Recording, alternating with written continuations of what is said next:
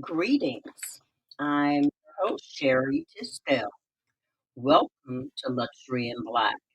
We are so excited to have you join us today. And if this is your first time tuning in here at Luxury in Black, we are a dedicated platform that talks about Black excellence in fashion and in our everyday living. Our goal is to celebrate and keep that conversation going on what living in Black luxury looks like and feels like. A quick intro of myself for those who don't know me.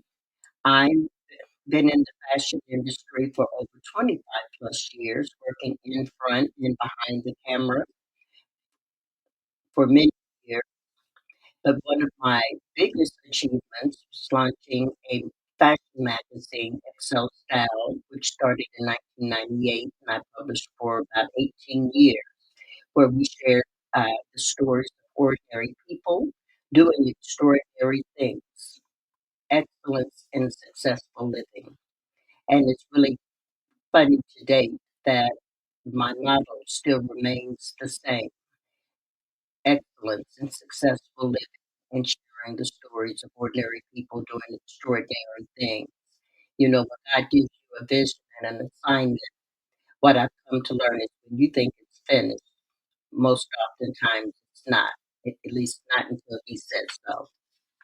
And as you get to know me, and I hope you will, you'll see that I am a firm believer only in what you say, what you see, and I believe firmly in seeing, knowing that seeing enables you to believe it, and then most importantly, you become what you've been created to be. And in order to do that, one of the things that I have found in my journey is when you really take the time and to see what God has created in you, you have to do a powerful soul searching, really go through that experience so you can really discover who you're called to be and really take hold and believe in the things God has given you and then start that journey to move toward action to really becoming and living in purpose. I call that the secret sauce is, when you are able to really step into your purpose and really take hold of who you are to really live that life of excellence that really is designed for all of us. And one of the things we're going to continue to, as we navigate through what living in luxury and what I call Black luxury, what all that entails, when you hear the stories from all these extraordinary people that and things that share, the thing that we really hope that you take away is that living in luxury is not predicated about money or stuff. It really is predicated on the power in your own inner essence.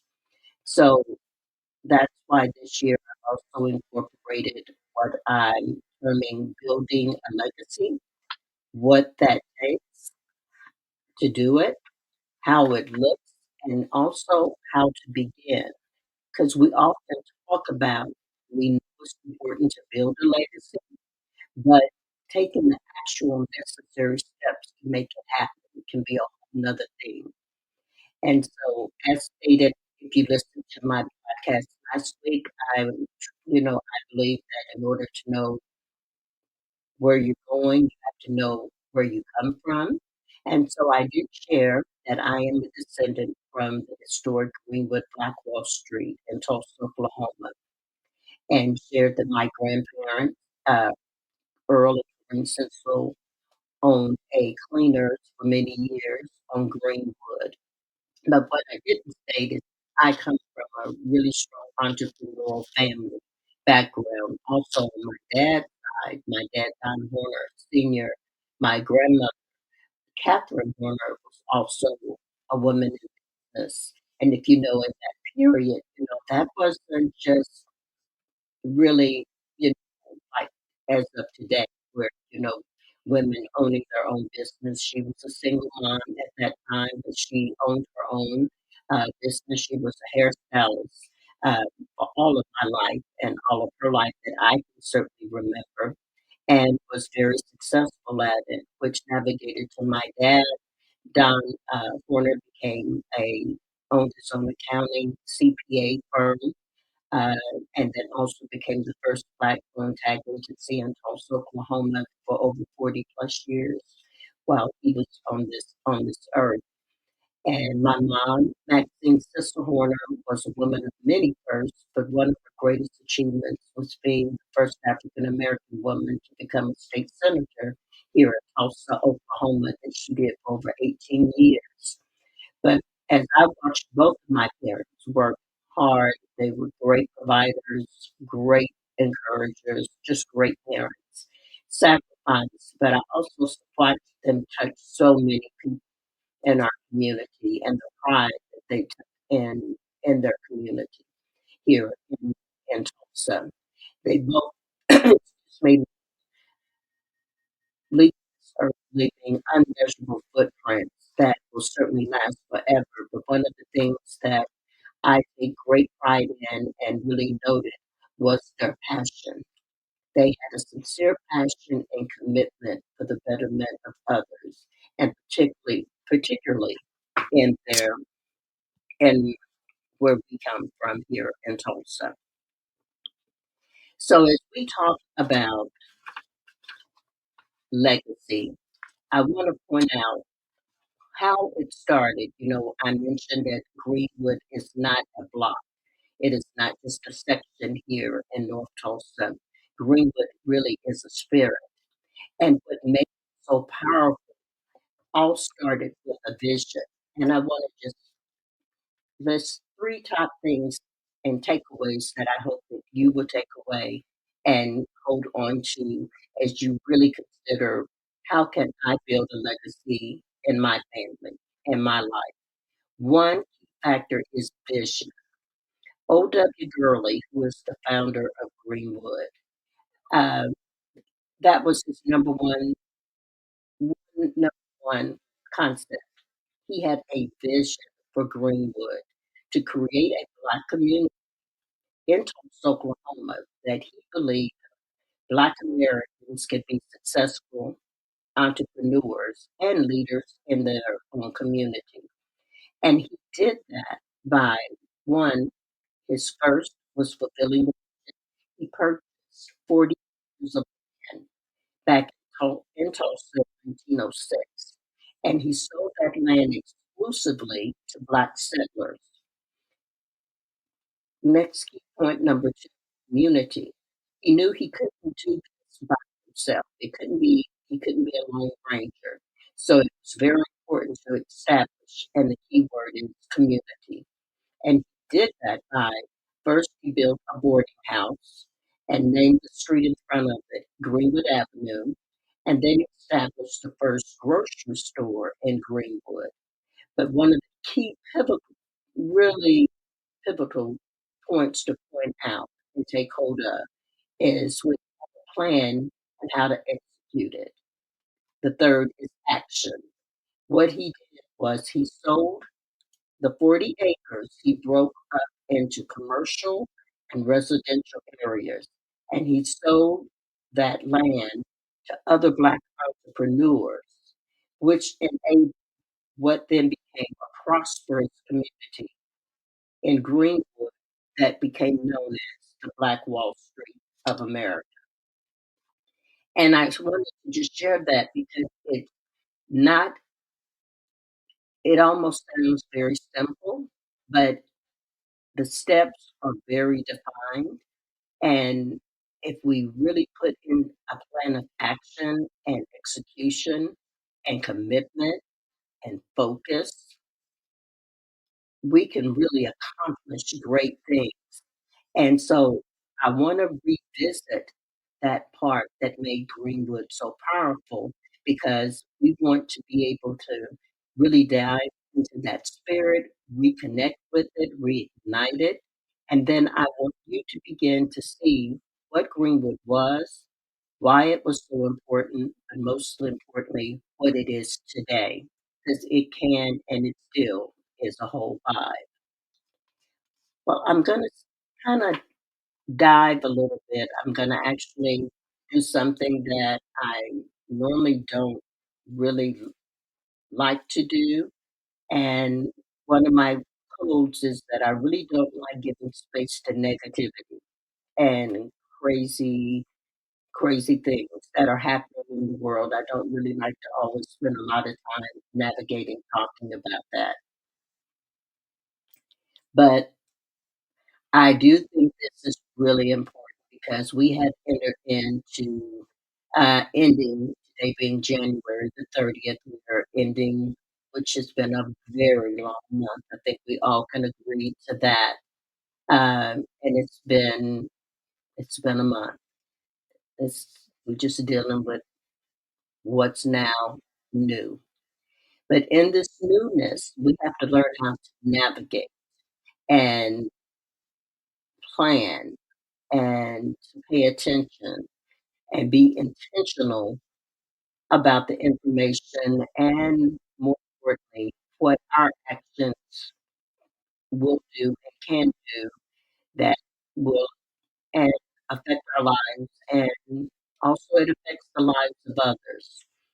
So I know we've all been reading and hearing, navigating through a lot of changes, particularly I'm talking about the DEI conversation that is everywhere. And there's a lot of opinions and there's a lot of thoughts going on about it. And there's no right and there's no wrong because it's really, you know, it's a travesty to me that we're having this conversation and we're having to repeat and some things and restart uh, a whole new conversation with this when we've made certain strides. But with that, I wanted to share a clip that I think is really important. Tabitha Brown, a powerful woman we all know and we love. She truly epitomizes, in my opinion, Black excellence and has made tremendous strides and overcome many challenges. And it's a true success story. And I want you to listen. And I just want you to hear from a Black entrepreneur standpoint, the effect of what this decision with DEI being removed from Target and Walmart. There's several stores, big box stores or companies, Amazon, uh, who are taking a stand, and then there are those that are not. And we all have the right to make the best decision that we feel is best for ourselves. But I do want you to take note because I think it's important that we're informed and not just driven off of emotion or someone else's emotion, but really make an impactful, sound decision on why you will or will not do something. But sometimes recognize that what I might not do, how it can greatly affect someone else, and most importantly, many someone else's, if that makes sense. Because there's so many Black entrepreneurs outside of Tabitha. There's many that have achieved the space of being on the big box shelves, and that's a huge, humongous uh, achievement. But what happens if we don't support can be more detrimental sometimes. Uh, and just knowing where the best place for us to utilize our voice. So I want you to hear from her and her heart. And I think she makes some really valid points that I just thought it was really important to share. So let's take a moment and let's listen to what Tabitha Brown has to say.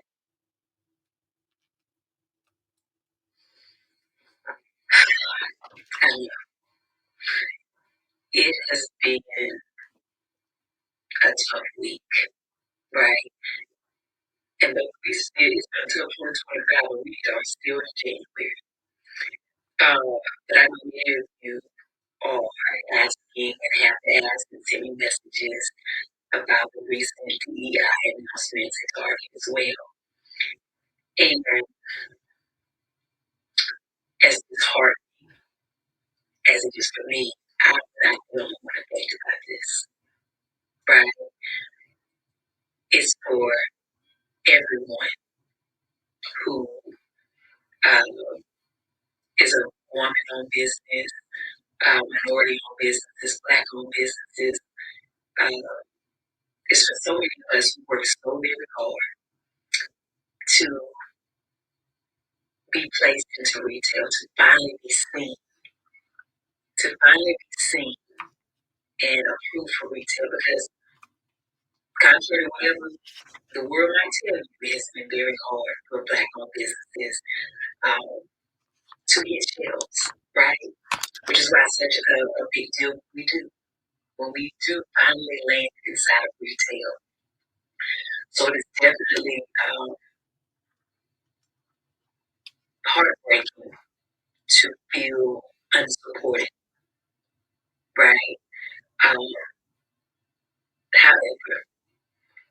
I am in business in multiple ways with Target, with Walmart, and Amazon, right? I still Don's Recipe, my hair care products, right? On Amazon, they're also in Target. And of course, I have a huge partnership with Target. I sell my seasonings at Walmart. I do business all over, just like many other people.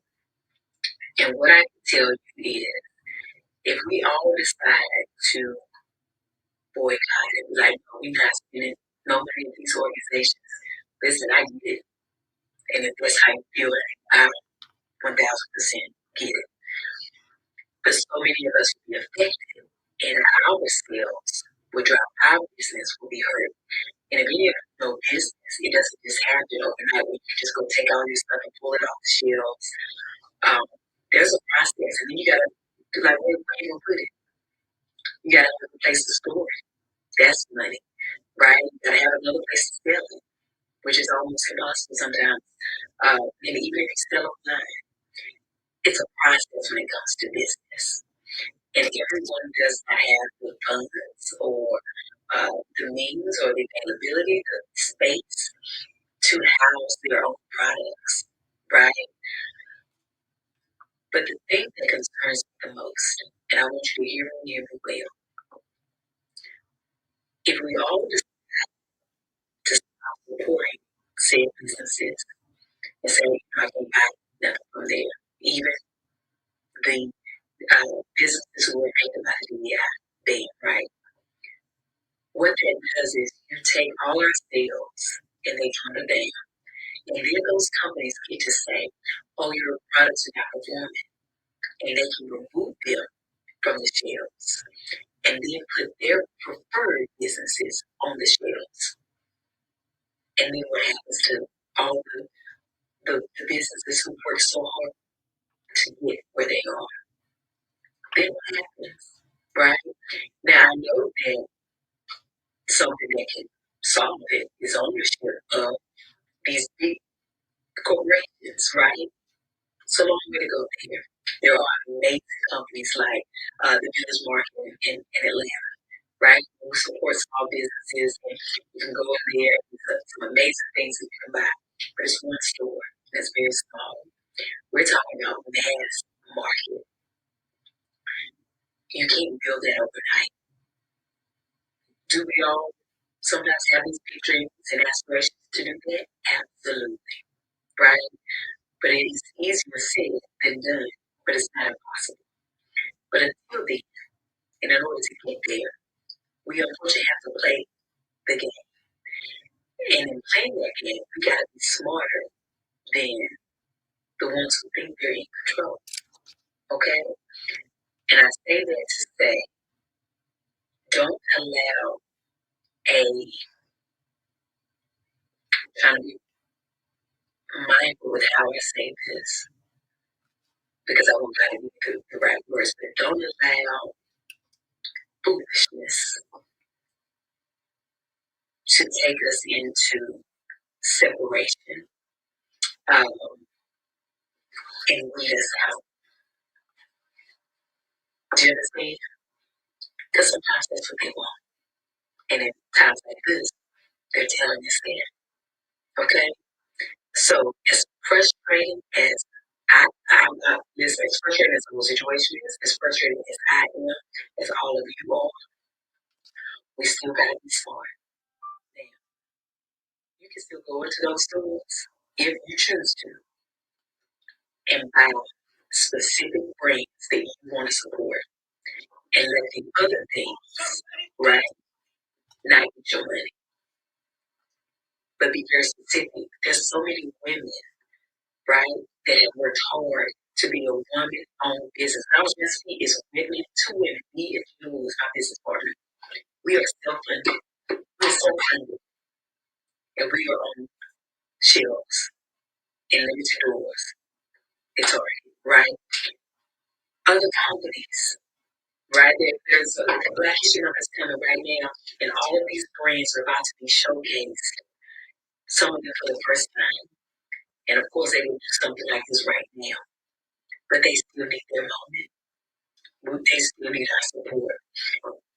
Only if you feel like you can, and I'm willing to. I ain't telling you what to do. I'm telling you what, as a business owner, what we still need until we can get to another place, right? Um, and I don't know where that other place will be. I know for me, I'm under contract. I'm getting to 100. I got another year. Then I make a decision. Okay. So many other businesses are just starting. They're just getting in. This is their big break to go to the next whatever phase of their business there may be. We have to have understanding and compassion for each other and not be in an emotional state, but also a physical state. Because if we start doing the I'm not shopping there, and it's our businesses that are in there, that's the way that they will clean us out and replace us and say, well, your business is not performing. That's what people want. We can't give them what they want.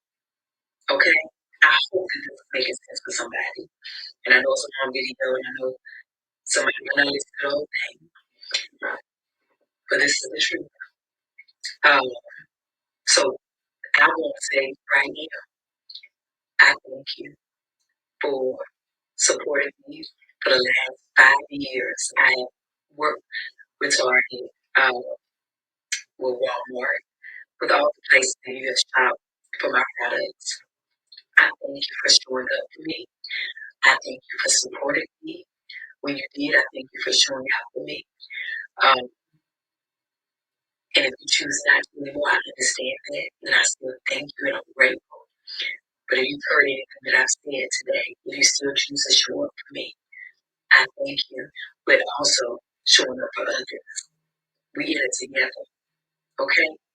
Um, but either way, be clear. I understand. All right? But remember this, if you don't remember nothing else, let's not give them what they want. Okay? Don't let them take us off the shelf. Don't let them erase us. No, it's still alive. We're our money is the dollar that really counts. Okay?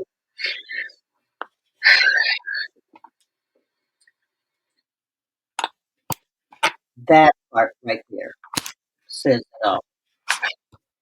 I love everything that Tabitha shared, and it is so imperative that we do make sound decisions, but most importantly, that we don't erase what uh, has been worked so hard to make great strides that we're finally seeing in the marketplace as a whole. And, that's everything that Usher and Black is all about is promoting and celebrating Black designers, Black creators, and we certainly want to encourage support, but understanding how we flex is really, really important. So I hope that that sound bite just helps feed someone's soul to give inner thought as we are now making decisions on how we're going to move forward in different spaces, how we can do so, doing it most effectively. Well, we're going to take a quick break. I certainly want to hear your thoughts and your feedback. So please e- DM me, uh, if you're on live, reach out. We definitely want to talk about it.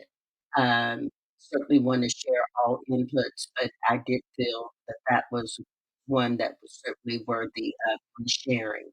Again, I DM at sharing at luxuryandblack.com, and certainly welcome to hear your thoughts or any of our social media platforms at Luxury and Black. We'll be right back.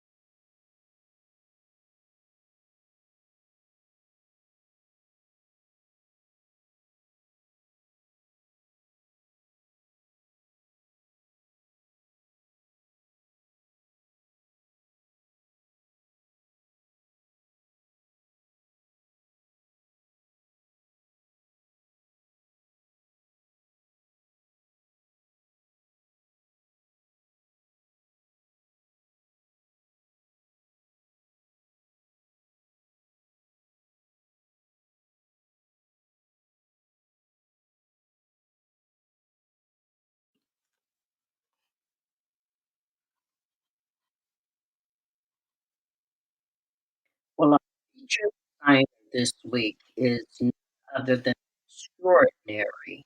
When I say can turn a room on around on their head, he knows definitely how to have women make a total entrance in a room. Is the incomparable LaQuan Smith. He is truly extraordinary, and I call a wonderful, true unicorn. Born in Queens, New York, he knew at a very early age, tender age of 13, that he had a passion for designing clothes. This was kind of instilled with him when his grandmother passed on her Singer sewing machine, recognizing that he had the talent and eye for design and fashion and really encouraged that. She passed down her sewing machine, which really ignited a fire in him and instilled and ultimately led him on to his career. Early in 2007, when he graduated high school, was when he did one of his very first fashion shows. But what I love a lot about LaQuan Smith is that he definitely understood his value. He knew his worth, and against odds, and against during a time when being teased and ridiculed because of his passion, um, and as he terms, he self-described himself as being very flamboyant. He, as a young gay man growing up in his community, he had to push against a lot of naysayers, a lot of hate, for lack of a better word, uh, and people who just didn't understand, didn't want to understand. But he forged ahead and really, stuck to his guns, really pursued and really embraced those who celebrated him. And he had a lot of phenomenal women that he really uh, speaks highly of, one such as his grandmother being one, and his mother and other women in his life that recognized, his passion and encouraged him to step out and to pursue his passion in fashion and design, and that's something he did. And in doing so, when he graduated from high school, stepped out, went uh, to uh, enroll and submit at some of the top fashion schools in the country in New York, Fashion Institute of Technology in New York, and Parsons School of Design, only to his and well, I will say to my surprise, but he was told no. And he didn't let the no or the naysayers ever deter him from who he was called to be. And I love that spirit about him. And what really I enjoy so much is that he decided to pursue other avenues that would give him access to the world he knew he was destined to choose. And did that um, by first becoming an intern for a local uh, news magazine called Black Book, where he worked for and also worked for a celebrity fashion stylist named Elizabeth Salter, and attended many events where he was even known to pretend to be the editor of Black Book at that time that gained him access to avenues that began to open those doors. And to his delight, it was in 2010 when he first debuted his first New York Fashion Week uh, debut, which was in front of the incomparable Andre Leon Talley. And so it is just, if you have not seen his designs, I encourage you to do so. His appreciation for the woman's body, her sensuality, um, how to, as I said, turn heads when you walk into the room. He utilizes all creative spaces and he is known for pushing creative boundaries. But I wanted you to hear a little bit more and hear from him directly. I want you to take a listen to an interview LaQuan did with Jerusalem Javon with the Culture Shift by Black Enterprise, which also speaks to his give back. He is really known for giving back in the community, really working and helping others who are pursuing and looking to enter into this space, helping them to achieve that goal and inspiration and mentorship, as well as he talks about why and how he pursues his craft and being able to really change the game. So let's take a listen to that interview. Hello and welcome back to the Culture Shift with Roz and Jovan. Our podcast aimed at inspiring the leaders of tomorrow, brought to you by Black Enterprise. Here we like to review the success stories of today's tastemakers to encourage those who dare to dream big. Today, we're chopping it up with renowned fashion designer LaQuan Smith about his new partnership with Samsung Galaxy that brought emerging designers to the CFK Awards and supports the Fashion Scholarship Fund. LaQuan also shares the future of fashion, current trends, and how technology will play a crucial role in its growth. So join me in welcoming celebrated fashion designer LaQuan Smith. How are you? I'm doing good, thank you. It's such a pleasure to speak with you. I have been a huge fan and supporter of you and your brand for years now. So it's a full circle moment to finally speak to you in person. Well, virtually in person.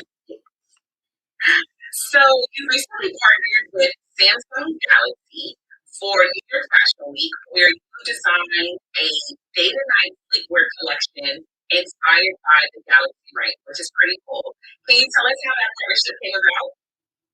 Yeah, I mean, for me, this is my first type of partnership with Samsung in this sort of capacity. You know, we're talking about with the technology that I use, you know, from day to night, my day to day has really been reflected through my actual designs. I got a chance to spend time with the Galaxy Ring and the Z Fold 6, and it really truly has just been an exceptional experience being able to, create all the things that I want to create through pretty much a virtual world of technology. I was really fascinated by the concept of having this 24/7 wearability of the Galaxy Ring, and I wanted to just implement those. I just wanted to implement that kind of idea in my design, in my collection.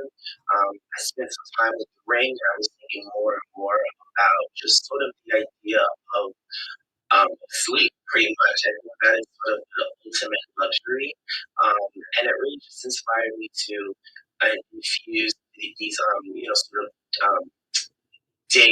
I'm sorry, it allowed me to infuse nighttime pajama set and just a hint of lingerie, if you will. Ooh, just a hint. And in your Instagram post, it was like a real savvy chic, like kind of recap of the experience. You were even just showing how the Galaxy Ring is able to be incorporated in your day to day as a fashion designer. Can you just talk a little bit on that and also just the interconnection between technology and fashion? Yeah, I mean, I feel like definitely, for me, fashion, technology and creativity truly does go hand in hand, and it's crucial for pushing boundaries in the fashion industry. It really allows me to just come up with new, creative, innovative ways to continuously outdo myself with every collection. I'm just inspired by it. I think it really is about pushing the creative boundaries and seeking inspiration and unlocking a whole new world of inspiration. Um, and it's just been a really, really dope, cool collaboration to do this with Samsung. Right. I can imagine a fashion designer yesteryear looking at you with your phone that you could collapse and just still see your design and then just kind of scribble it in a phone and then bring it to life. And they're like, I used to have to just sit with pen and pad yeah, like and all the the components of it. I mean, what's so great about it too is that like even when I'm wearing my watch where I'm really into physical fitness and health, it's been allowing me to track my sleep. I've been understanding a better gauge on my stress levels. EKG, heart rate. I mean, it really does get intense. Even when it comes down to speaking with a lot of like international vendors and fabric mills, there's like a Dutch translating feature that is really, really helpful as well. So I mean, it truly has been just an all around exciting um, it's an exciting project to be a part of, and it really is about accelerating the growth and turning out more creative, innovative pieces and things that we're truly passionate about. And you extended the partnership into a unique opportunity where an upcoming designer was able to attend the CFDA Awards with you. Can you tell us a little bit about that and what inspired that part of the initiative? Yeah, I mean, for me, like I'm all about giving back, and I think it's really about paying it forward, and I definitely have had, incredible mentors to sort of guide me along the way. So it's only right that I pay it forward. I'm excited to continue my partnership with Samsung in this capacity to help empower the future of generation fashion designers. And, I was able to bring along a few of the mentees for the CFP Award. Like, that's something I've never done personally myself. So I was excited. And they were genuinely excited. They got a chance to come and meet me and come to the atelier. And, I just kind of talked with them on a really intimate level, talked about dreams and goals and aspirations and even hardships. And so I think that just being able to have this unique experience, having these kids accompany me along with my beautiful muse, Victoria Monet, who I did dress for the evening. It was a really fantastic event from start to finish. And I'm really passionate about, providing the right tools for designers to continue to stay inspired and continue to keep going. And it's something that feels really genuine to my heart. So I was thrilled to do it. You really are. And so even touching on your passion for paying it forward, Samsung is also helping to support your fashion style. In what way does Samsung help you support your business? Again, I just think it's about creating more opportunities, and providing mentorship support, to designers that, you know, may not have the tools or may not have the accessibility. I think just by having, you know, having an opportunity to, sit with me and even too, like I was telling some of these kids, hey, listen, you're in this room, everyone who's anyone is in here. Go network, and it was great to see some of them like walk up to Becky and Hardest and take selfies with this one. I mean, I think that that's what this is all about. In a weird way, I feel like because I'm so old school, I'm from New York, I grew up with that, that physical, networking concept where I feel like everyone is just sort of now like we don't do that anymore. So I still continue to, push people to network. That's one of the important factors of building a healthy community and a strong team for people to support you. Most definitely. So now let's get into the future of fashion. What do you see in the future, and how would you say that technology will play a role in that? Um, what do I see in the future? I mean, I'm always thinking ahead.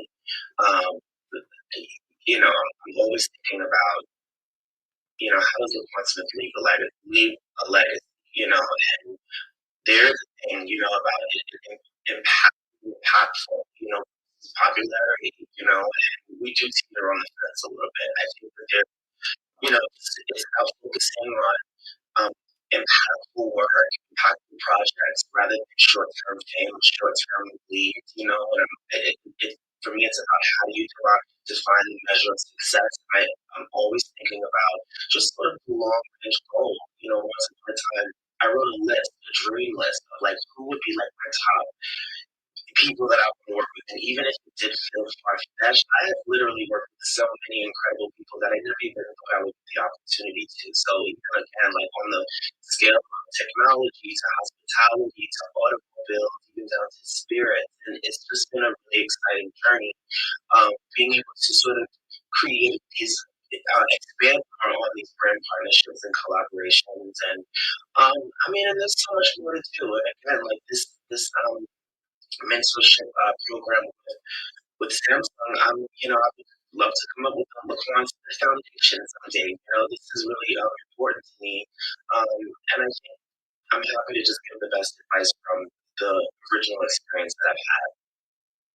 Okay, so we are seeing designers working with public figures across sports, politics, entertainment. What does that say about fashion's power and influence on a global scale? Yeah, I definitely. I think that's a great question because fashion is growing in such a way where it is becoming more inclusive and all around universal.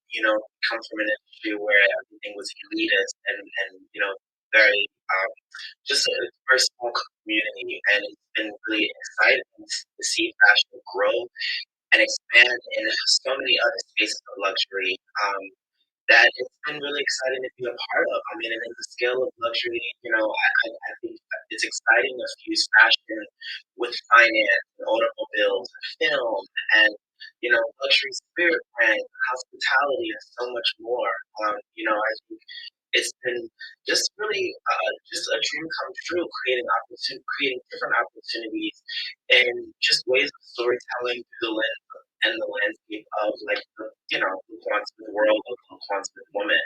And that has really helped me with a lot of my partnerships, being able to just zero in really on just the beauty of her lifestyle and the ultimate quantum woman. And I think it's exciting, it feels fresh, it feels new, and I can't wait to do so much more. Yes, looking forward to it as well. And you just even touched a bit on like the elitism that we know that has fueled the fashion industry for a long time. But we've seen fashion come a long way when it comes to diversity and inclusion.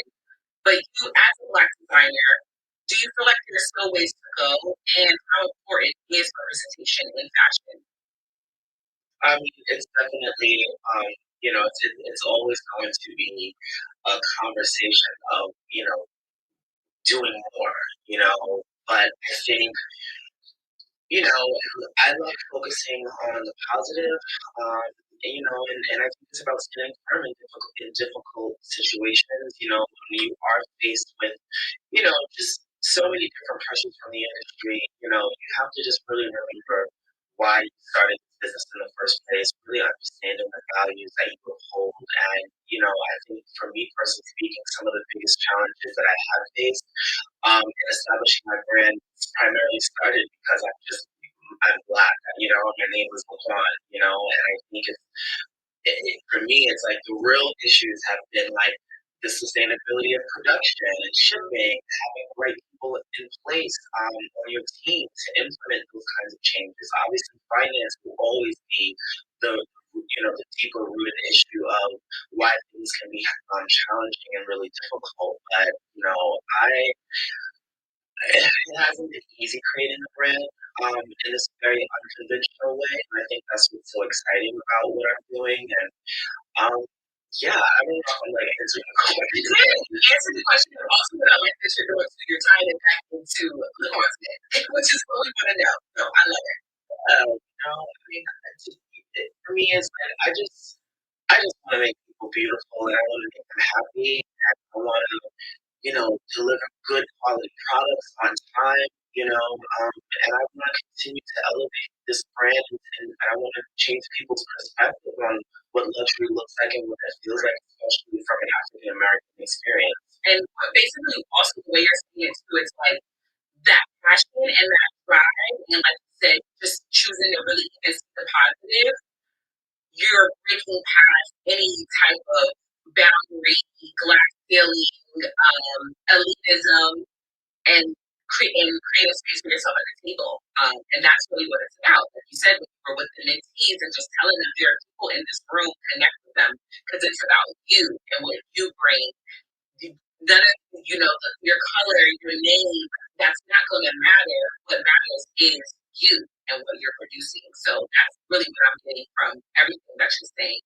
Um, and just so as now we're fully immersed in this fall winter season, when I'm shopping, a lot of my, leather.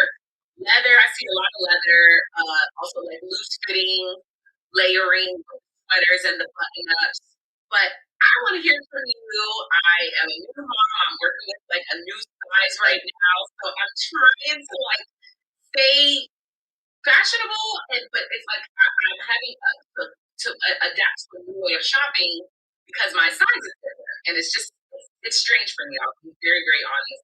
So, what trends would you say are you should keep in mind for the fall winter season? What are your favorites, and what should we be looking to add or remove from our wardrobe this fall winter season? Yeah, I was actually just saying to myself personally how I just need to do a full purge. Like I end up collecting so much from things I'm inspired by, things that I want to, reference, keep. I mean, honestly, ultimately, I think what's essential is outerwear. You never have enough outerwear, and I have sections where in my closet where like there's day outerwear and there's like evening outerwear.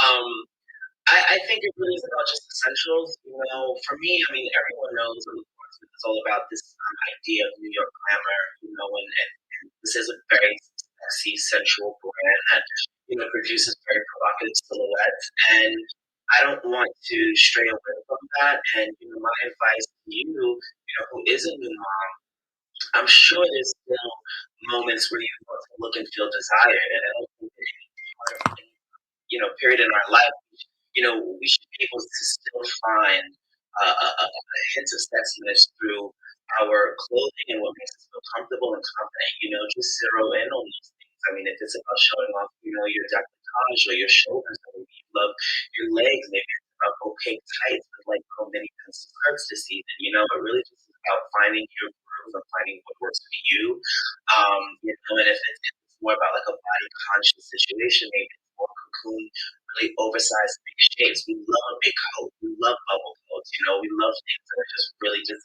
I don't know, cozy and like nestled in fabrics and textile.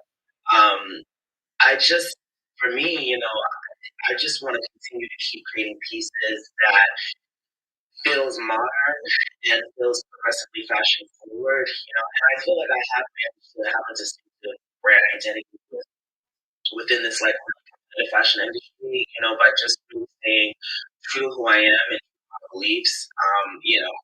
I don't know one woman who does not want to look or feel desirable. I feel like that's just my lane, that's my target audience, and I think the LaQuan Smith woman does understand quality and luxury, and she is in love with her body, and she has an affinity for New York and the authentic culture, and so that's ultimately kind of like where my focal point is always, and that's where the start of the inspiration. It's always about a New York City nightlife. I think that's the start of the collection that I have, and I do want to continue and expand on lingerie. I want to do shoes and handbags much more, and we're working on that.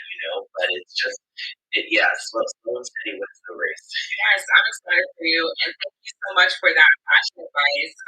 I was tearing up because, yes, I still want to feel sexy. I still want to feel desired, and there are so many ways to do that. Rihanna's been a huge inspiration as well, just with like her postpartum looks. I'm like, she's still serving it. So just yeah, like and those silhouettes that you were talking about, that's kind of what I've been going for. I've been getting a lot of compliments, and it does make me feel good. 'Cause I'm like, yeah, okay, I still got it. I love that. And everyone needs a good handbag, so handbag, handbag, outerwear, silhouettes. I got you. Yeah, on the way.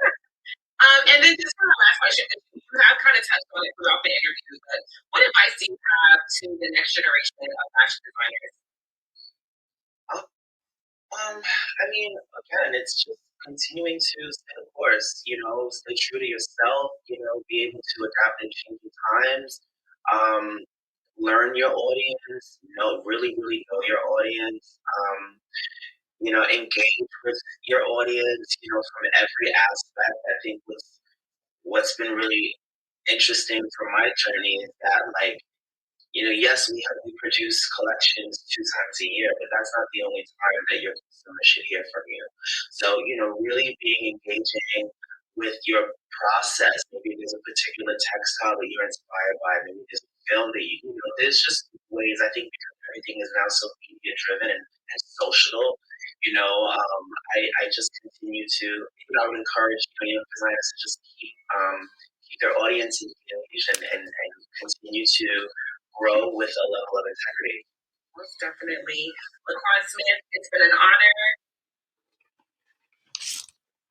Well, I hope you have enjoyed such phenomenal information by the extraordinary LaQuan Smith, and with this interview with Jocelyn Siobhan with the Cultural Shift with Black Enterprise, nuggets upon nuggets upon nuggets.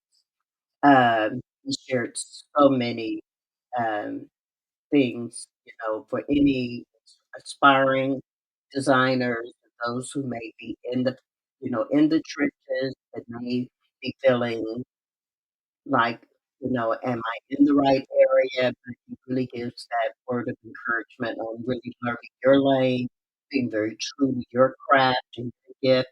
And again, it is really truly knowing yourself and believing in yourself and pursuing and um, creating that space. So again, if you have not uh, check taking a look at Quan's creations. They're all over all of the social media blogs. Excuse me. You see major celebrities from Rihanna to Beyonce to Lady Gaga to Zendaya, Kamala Harris. I mean, the list goes on and on. He is truly, truly turning heads. But you can take a look for yourself. You can go to LaQuan Smith, all one word. That's LaQuan Smith SMITH.com. And I encourage you to go and take a look at his site, and most importantly, hit that button and purchase. Well, we're getting ready to come to close close our time together this week. We hope you have been really inspired and enjoyed it. But I did want to share for those, I'm already certainly embracing, ready for that next season. I am definitely, as I often say, spring and summer is my jam, and so I am looking for uh, spring and already contemplating travel. And wanted to just give you some top luxury travel tips that we're finding many African Americans are really enjoying, and wanted to share a couple of spots with you. What we've noticed in our landed on the top three islands. If you're looking for places to travel, if you love islands, and I am a beach girl, I love that. One is Saint Lucia, which is a tropical island with exclusive resorts and private villas and all the activities and lots of luxury. Then Seychelles, which is in Africa, which gives you white sand beaches and turquoise waters, and the Creole culture sounds enchanting. And then there's Zanzibar, which is also an African island with beaches in the South Town area and rich history and culture. And then if you prefer more cities and not really into beaches, top cities for London, Salvador in Brazil, Cartagena in Colombia, and then the top countries to take a look at was Barbados, Thailand, the Maldives, and Panama. So just to throw out some little nuggets of some intriguing luxury travel tips to pursue. We'll have that information on our website at luxury.com, but wanted to share some of those travel tips because we're cruising into hopefully a new season, and we'll be looking for different ways to escape in destinations. Well, as always, it's always a blast chatting with you. I hope you've enjoyed it. Please share your thoughts and requests. We want to know how you feel and what you would like to hear more about. That is certainly our goal, is to want to keep you inspired, joyful, and truly walking in your best life. And as always, know that you are incredible and there is absolutely no better you. I hope you enjoy the rest of your day and just know you are luxury in black. Ciao for now. See you next week.